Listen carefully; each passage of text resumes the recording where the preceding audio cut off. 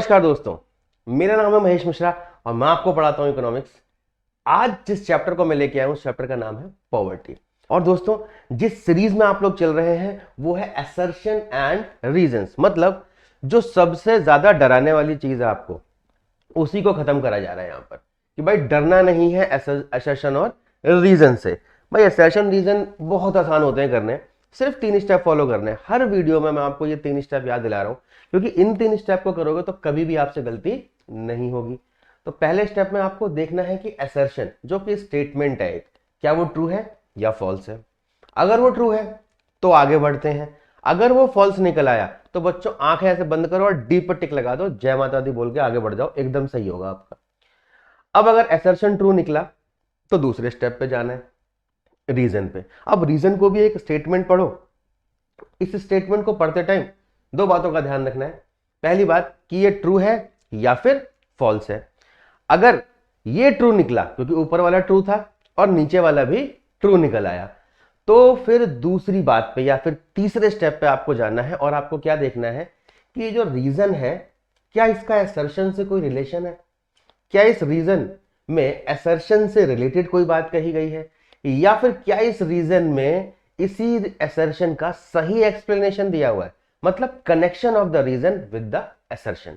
ये आपको देखना है। अगर आपने ये समझ लिया तो समझ जाना कि आपका ए आंसर है। और अगर इसका आपस में कोई रिलेशन नहीं हो रहा, कॉन्ट्राडिक्टरी टॉपिक है, वो उसके एकदम अलग बात कर रहा है या अगेंस्ट में बात कर रहा है, तो आपका ऑप्शन सी हो जाना है भाई। तो ऑप्शन सी आप टिक कर देंगे उस केस में। तो भैया ये तो हमने सीख लिया कैसे करना है। आओ जरा अप्लाई करके देखते हैं कि जो तरीका हमने सीखा है वो सही साबित होता है कि नहीं होता है। तो भैया पहला क्वेश्चन ले आओ जरा कंप्यूटर स्क्रीन पे। पेन सेलेक्ट कर लिया हमने भाई, देखो क्या कह रहा है। अब पॉवर्टी, भाई पॉवर्टी के बारे में थोड़ी बहुत बातें बता दूं मैं आपको। पॉवर्टी क्या होता है बॉस? तो जरा पॉवर्टी की बात करें। पॉवर्टी मतलब गरीबी। गरीबी किसी के लिए भी बहुत बड़ी समस्या है, तो गरीबी नहीं होनी चाहिए। अगर कोई गरीब है तो कहा जाता है पॉवर्टी इज अ कर्स, मतलब गरीबी उसके लिए एक अभिशाप है, क्योंकि गरीबी होते ही बहुत सारे अभाव आना शुरू हो जाते हैं। तो किसी ने बहुत अच्छा कहा है कि अगर आप पैदा गरीब हुए हैं तो ये आपकी गलती नहीं है, लेकिन अगर आप गरीब मर जाते हैं तो ये आपकी गलती है। तो दोस्तों ये आपके ऊपर निर्भर करता है कि आप गरीब रहने वाले हैं आगे या नहीं रहने वाले हैं। बट अभी आप लोग पॉवर्टी में क्या पढ़ने वाले हो कि गरीबी क्या होती है। तो पॉवर्टी इज अ सिचुएशन। क्या है बच्चों? सिचुएशन।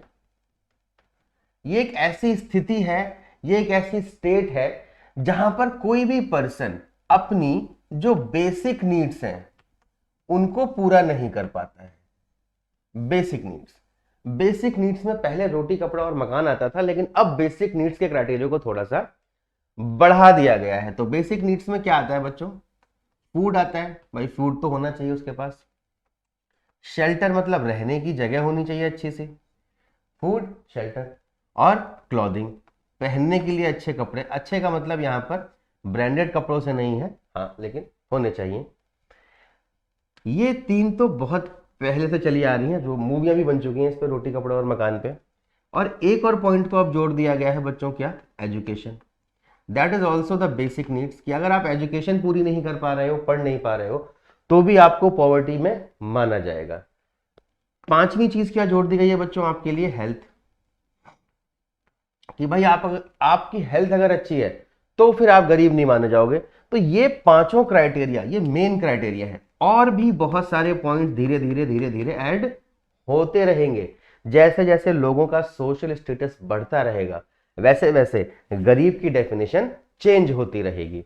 तो भैया ये 5 आइटम अगर आपने पूरे नहीं कर दिए तो कहा जाएगा कि आप ऐसी सिचुएशन में हो कि आप क्या हो? गरीब हो। तो भाई अब गरीबी को दूर करने के लिए बहुत सारे प्रोग्राम्स बनाए गए। इन्हें कहा जाता है पॉवर्टी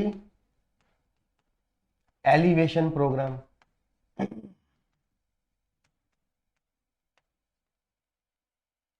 तो जब आप चैप्टर पढ़ोगे तो आप इन प्रोग्राम्स के बारे में जानोगे। तो ये प्रोग्राम आपको पता होने चाहिए, कौन सा प्रोग्राम कब लॉन्च हुआ था। हालांकि कौन सा प्रोग्राम कब लॉन्च हुआ था, इस पे रीजन और असर्शन के क्वेश्चन नहीं आने वाले, लेकिन एमसीक्यू आ सकते हैं। बट रीजन और असर्शन इन टॉपिक्स में से किस चीज पे आने वाले हैं भाई? रीजन और असर्शन आने वाले हैं कि ये जो प्रोग्राम थे क्या ये सक्सेसफुल हुए, इन्होंने किस किस फील्ड में काम करा, इन्होंने गरीबी को किस दूर तक, किस हद तक दूर करा। इस तरह के क्वेश्चंस रीजंस और असर्शन में आपके आने वाले हैं बच्चों। तो जरा पॉवर्टी के बारे में तो हम जान गए कि गरीबी क्या होती है। अब गरीबी से रिलेटेड क्वेश्चन देख लेते हैं, क्योंकि हमें गरीब नहीं रहना है, हमें तो पॉवर्टी लाइन से ऊपर निकल के जाना है दोस्तों। अच्छा जी, तो कह रहा है calorie based norm is not adequate to identify the poor. बिल्कुल सही बात कह रहा है भाई। ये कहना चाह रहा है कि जो हम कैलोरी नॉर्म्स लेते हैं बच्चों, गरीबी दूर करने का या गरीबी को मेजर करने का एक तरीका होता है, एक कैलोरी के हिसाब से और एक इनकम के हिसाब से, कि आप कितना पैसा कमाते हो। तो अगर कैलोरी इंटेक, अब ये कैलोरी इंटेक भी अलग अलग तरीके से होता है। एक होता है बच्चों रूरल एरियाज में, गांव देहात में, और एक होता है अर्बन एरियाज में। मैं यहां पर आपके लिए डिटेल्स की बात नहीं कर रहा, एग्जैक्ट डेटा देने की बात नहीं कर रहा, मैं सिर्फ रीजंस और असर्शन की बात कर रहा हूं। ऐसे ही इनकम भी देखी जाएगी किसमें, रूरल में और अर्बन में। तो अगर इन दोनों को देखा जाए तो कैलोरी इंटेक जो होगा वो रूरल में ज्यादा होगा और अर्बन में कम होगा, क्योंकि रूरल एरिया के लोग ज्यादा फिजिकल एक्टिविटी करते हैं, और अर्बन एरिया में जो इनकम होगी वो ज्यादा होगी, क्योंकि अर्बन एरियाज में खर्चा ज्यादा लगता है सरवाइव करने के लिए। तो ये कह रहा है कि अगर हम सिर्फ कैलोरी के बेसिस पे पॉवर्टी को मेजर करें तो क्या ये सही तरीका है? तो बिल्कुल जी ये सही तरीका नहीं होगा। हमें कैलोरी के हिसाब से भी मेजर करना चाहिए और दोस्तों इनकम के हिसाब से भी मेजर करना चाहिए, क्योंकि अगर आप शहर में रहते हो तो आपको ज्यादा पैसा चाहिए होगा सरवाइव करने के लिए, अपना जीवन चलाने के लिए, लेकिन गांव में उसके अपेक्षा में कम पैसा चाहिए होता है। लेकिन अगर आप गांव में रहते हो तो कैलोरी की बात करें तो कैलोरी गांव में ज्यादा चाहिए, क्योंकि आपको फिजिकल एक्टिविटी ज्यादा करनी होती है, तो आपको ज्यादा अच्छा क्वालिटी का खाना खाना पड़ेगा ताकि आप वो सारी एक्टिविटीज प्रॉपरली कर सको। बट अर्बन एरियाज में आपको मेंटल वर्क ज्यादा करना होता है, ऑफिशियल वर्क ज्यादा करना होता है, फिजिकल एक्टिविटीज इतनी नहीं करनी होती है, इसीलिए यहां पर कैलोरी इंटेक थोड़ा सा कम है। तो यहां पर 2100 से 2400 कैलोरी के बीच में ये वेरी करता रहता है। अर्बन में 2100 है और यहां पर 2400 है, और यहां पर 800 से 1200 के बीच में इनकम वेरी करती रहती है। तो भाई चलते हैं जरा पॉइंट पे।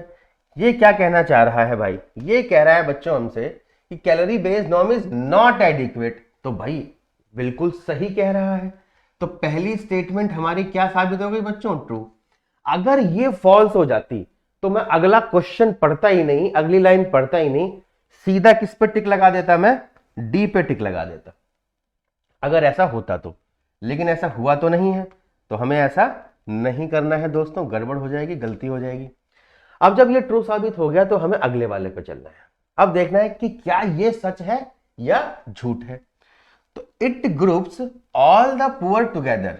ये कह रहा है कि जब हम कैलोरी बेस्ड नॉर्म्स को कंपेयर करते हैं गरीब या अमीर देखने के लिए, तो ये क्या करता है, सारे के सारे लोगों को, गरीबों को एक साथ डाल देता है, and does not differentiate between very poor and other poor. बहुत अच्छी बात कही है इन्होंने कि अगर आप कैलोरी कंजम्पशन के हिसाब से या इनकम के हिसाब से भी देखा जाए, गरीबों को मेजर करोगे तो उसमें हम जो तरीका अपनाते हैं वो अपनाते हैं पॉवर्टी लाइन का तरीका, कि भाई हमने एक लाइन खींच दी, हमने कहा जी ये हमारी लाइन है, और इस लाइन से जो ऊपर है वो तो अमीर हो गया हमारा, रिच, और इस लाइन से नीचे जो है वो गरीब है।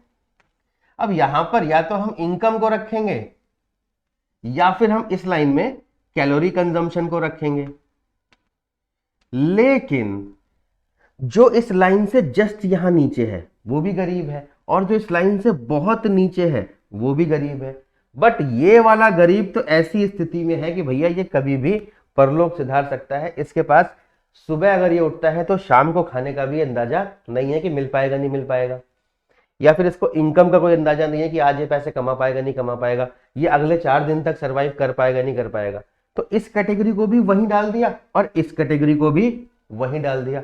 मतलब दूसरी वाली स्टेटमेंट भी दोस्तों मेरी क्या होती है, सही साबित होती है।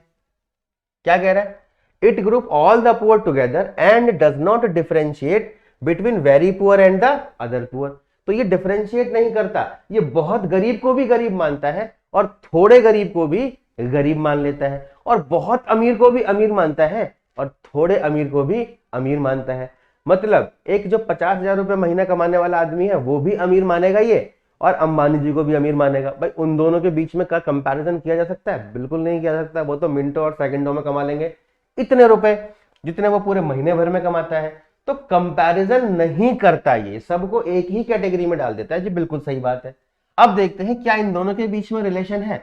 बिल्कुल रिलेशन है कि कैलोरी के हिसाब से अगर आप कंपेयर करोगे तो सबको आप एक ही कैटेगरी में डाल दोगे। इसका मतलब इसका आंसर क्या हुआ? ए। अगर इन दोनों के बीच में रिलेशन नहीं होता तो हम आंसर कौन सा लगाते? बी लगाते। But now the A is the correct answer बच्चों। तो देखते हैं जरा फटाफट से, आ गया हमारा ए आंसर। अब चलते हैं नेक्स्ट क्वेश्चन पे दोस्तों। बहुत ही प्यारे क्वेश्चन होते हैं असर्शन रीजन वाले। बस आपको यहां पर 10 से 15 सेकंड या 30 सेकंड भी अगर आप इसको तरीके से पढ़ लोगे स्टेटमेंट को तो आप समझ जाओगे। मतलब 1 मिनट भी नहीं लगने वाला आपको इस आंसर को देने में। और अगर पहली वाली स्टेटमेंट फॉल्स हो गई फिर तो आप 2 सेकंड में आंसर दे दोगे। तो भाई पहली स्टेटमेंट पढ़ के देखते हैं। रीजनल डिस्पैरिटीज, इसका मतलब क्या हुआ कि अलग अलग रीजन में गैप है। कोई रीजन कोई एरिया बहुत रिच है और कोई रीजन कोई एरिया बहुत गरीब है। तो regional disparities in India are high. बिल्कुल सही बात कह रहा है कि हाँ इंडिया में रीजनल डिस्पैरिटीज बहुत ज्यादा है। कोई एरिया बहुत गरीब है, भाई बंबई दिल्ली वगैरह जो एनसीआर के एरियाज हैं उनको देखो तो वहां पर इनकम बहुत अच्छी होती है लोगों की, अगर वो थोड़ा भी टैलेंटेड होते हैं। बट यूपी बिहार ईस्ट का एरिया देखो, केरल का बहुत सारा एरिया देखो जहां पर गरीबी थोड़ी सी ज्यादा है, वहां से लोगों को माइग्रेट होना पड़ता है इन स्टेट्स में ताकि वो थोड़ा सा पैसा कमा सके, क्योंकि उनकी स्टेट में अपॉर्चुनिटी कम है। That is called regional disparity, कि रीजन्स में डिफरेंस है। Have been rising in recent year. बिल्कुल सर, रिसेंट ईयर में ये बढ़ा है। अगर हम पिछले 10-20 सालों की बात करें, इवन स्टार्टिंग से ये बढ़ता ही आ रहा है रीजनल डिस्पैरिटी। लेकिन आजादी से पहले की बात करें, अंग्रेजों से पहले की बात करें तो रीजनल डिस्पैरिटी इतनी ज्यादा नहीं थी। सारे के सारे स्टेट्स अपने आप में सफिशिएंट होते थे। अच्छा जी, तो भाई ये वाली बात एकदम सही साबित हो गई हमारी, ट्रू। अब अगर एक ट्रू हो गया तो दूसरा पढ़ना जरूरी हो जाता है। अब क्या कह रहा है? Some areas have faced continuous political instability. ये कह रहा है ऐसा इसलिए हो रहा है क्योंकि भारत के बहुत सारे एरियाज में या कुछ एरियाज में पॉलिटिकल इंस्टेबिलिटी होती है, मतलब राजनीति हर बार बदलती रहती है। तो बच्चों ऐसा नहीं है, सिर्फ political instability is not the reason of regional disparity in India. बहुत सारे रीजन है, पॉपुलेशन है, ग्रोथ है, इंडस्ट्रियल डेवलपमेंट है, सर्विस सेक्टर वहां कैसे काम कर रहा है, टैक्स पॉलिसी कैसी है और गवर्नमेंट ने कैसी पॉलिसीज बनाई है। ये बहुत सारे फैक्टर्स हैं जो रीजनल डिस्पैरिटीज में आते हैं। और ये कहना चाह रहा है कि सिर्फ और सिर्फ पॉलिटिकल इंस्टेबिलिटी की वजह से रीजनल डिस्पैरिटी होती है। पहली बात तो ये स्टेटमेंट ही हमारी क्या है बच्चों? फॉल्स है। ये शुरुआत से ही गलत साबित हो जाती है। अब जब एक सही और एक गलत आ गया तो आपका आंसर निकल के आ गया। अब इनके बीच में रिलेशन देखने की जरूरत नहीं है क्योंकि बन ही नहीं सकता। एक सही और एक गलत है, दोनों के बीच में रिलेशन कैसे बन सकता है? या तो दोनों सही होने चाहिए या फिर दोनों गलत हो तब भी रिलेशन बन सकता है। बट यहां गलत वालों को तो हमें देखना ही नहीं है। हम आपको गलत काम नहीं सिखाने वाले, अच्छी चीजें सिखाएंगे बच्चों। तो आंसर आ जाएगा इसका सी, जिसमें असर्शन को तो सच बताया गया है और रीजन को झूठ यानी कि गलत बताया गया है दोस्तों। तो सी इज द करेक्ट आंसर। अब चलते हैं नेक्स्ट क्वेश्चन पे। तो नेक्स्ट क्वेश्चन क्या कह रहा है हमारा भाई? मिनटों का काम करते हैं सेकंडों में। The main goal of planning in India is to promote rapid and balanced economic development with equality and social justice.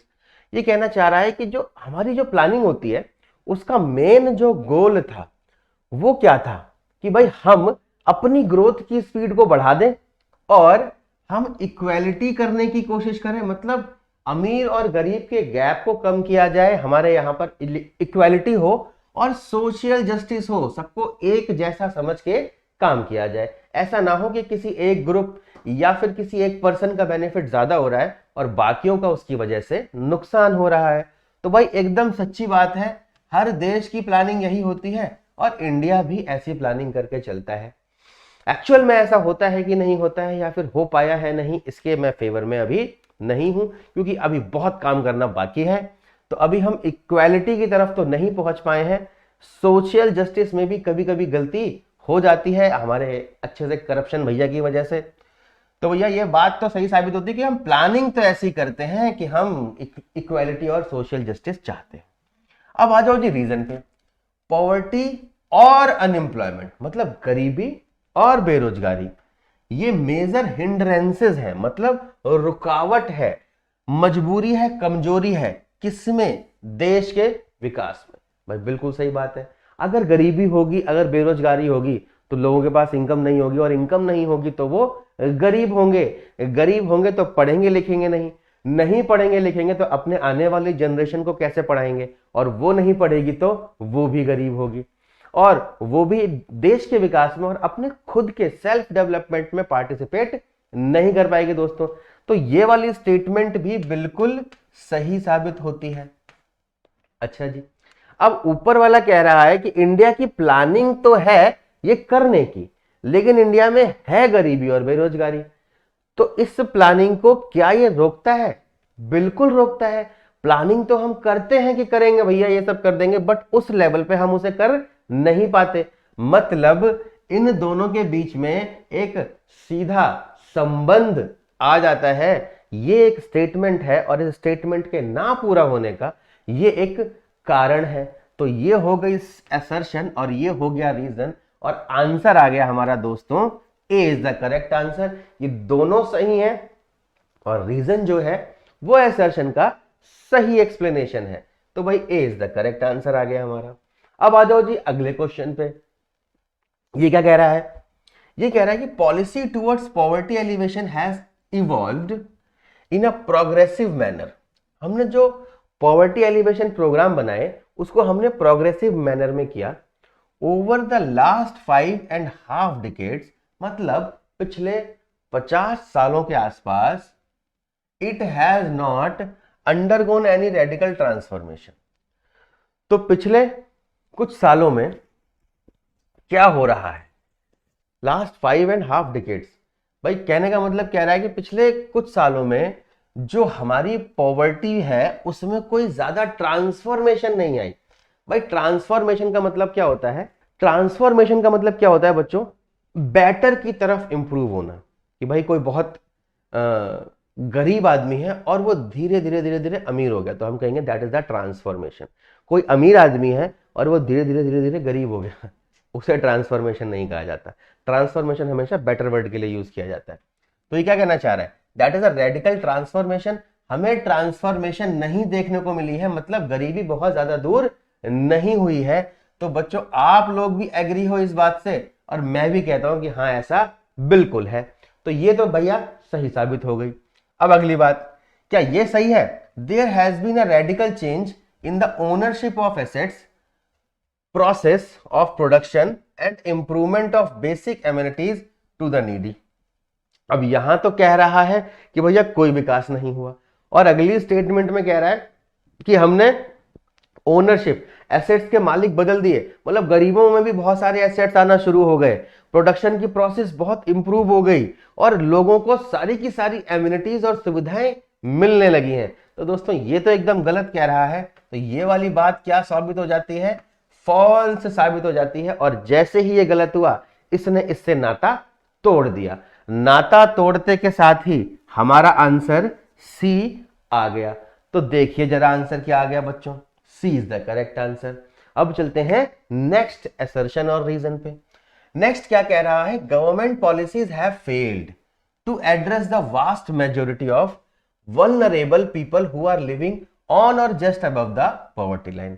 भाई गवर्नमेंट जो है बहुत गरीबों के लिए तो प्रोग्राम बना देती है, बहुत अमीरों के लिए भी बहुत सारे स्कीम्स और प्रोग्राम लॉन्च हो जाते हैं कि भाई लोन लो बैंक से और भाग जाओ पैसा लेके विदेशों में और हम आपको पकड़ने नहीं आएंगे। कितना सारा पैसा देश का ब्लैक मनी में कन्वर्ट हो जाता है इन बड़े बड़े लोगों की वजह से। और बहुत गरीबों का भी सरकार ध्यान रखती है कि भैया आप भूखे नहीं मरोगे। तो वो डिपेंडेंट हो जाते हैं। लेकिन जो ऐसे लोग हैं मिडिल क्लास और लोअर मिडिल क्लास लोग, उनका क्या हाल होता है बच्चों? सरकार उन पे बिल्कुल ध्यान नहीं दे पाती है। क्यों? क्योंकि वो अपना खर्चा किसी तरह से चला तो लेते हैं, बट बहुत ही कमी में, उनका जीवन बहुत अभाव में रहता है। बच्चे ठीक से पढ़ाई नहीं कर पाते, घरों में बच्चों के इन्वर्टर नहीं होता, जिसकी वजह से वो प्रॉपर पढ़ाई नहीं कर पा रहे हैं, साफ पीने का पानी नहीं है, स्कूल प्रॉपरली जा नहीं पा रहे हैं, अच्छी ड्रेस, अच्छे खाने पीने की सुविधाएं, हेल्थ फैसिलिटी उनको नहीं मिल पा रही हैं, बीमार हो रहे हैं तो कई दिन तक बीमार ही पड़े हैं बेचारे, अच्छी मेडिकेशन नहीं हो पा रही है उनके लिए, लाइनों में खड़ा होना पड़ रहा है इलाज कराने के लिए। तो ये वाली समस्या को सरकार दूर नहीं कर पा रही, और ये पोर्शन जो है ना हमारे देश में मेजोरिटी में है। तो भाई ये वाली बात एकदम सही साबित होती है, ट्रू है भाई। अगली चीज, high growth alone is not sufficient to reduce the poverty.